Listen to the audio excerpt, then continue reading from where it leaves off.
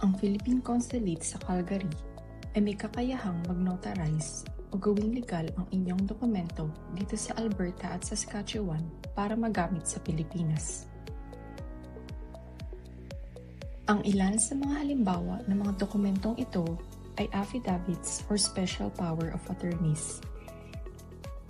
Ito ay maaaring makita sa aming website sa ilalim ng downloadable forms at notarials and affidavit.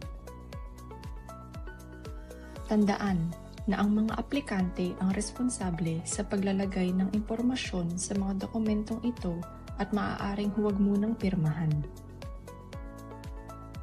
Mag-attach ng kopya ng ID kung sino man ang pipirma sa dokumento at siguruhin na pareho ang impormasyon sa ID at sa affidavit or special power of attorney na inyong isusumite sa konsulado.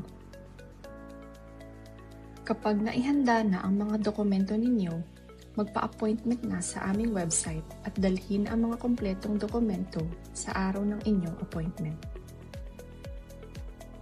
Ang pag-notarize ng konsulado ay nagkakahalaga ng 38.75 Canadian dollars sa bawat orihinal na kopya at makukuha pagkatapos ng 5 business days.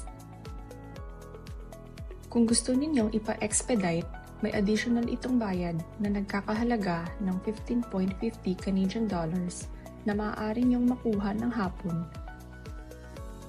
At kung sa hapon naman ay kinabukasan ng umaga, ang releasing ng expedited na dokumento.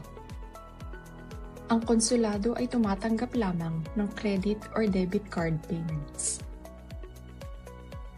Kung kayo po ay mayroon pang katanungan, maaari niyo po kaming makontak sa calgarypcg.consular@tfa.gov.ph or tumawag sa 403-455-9457.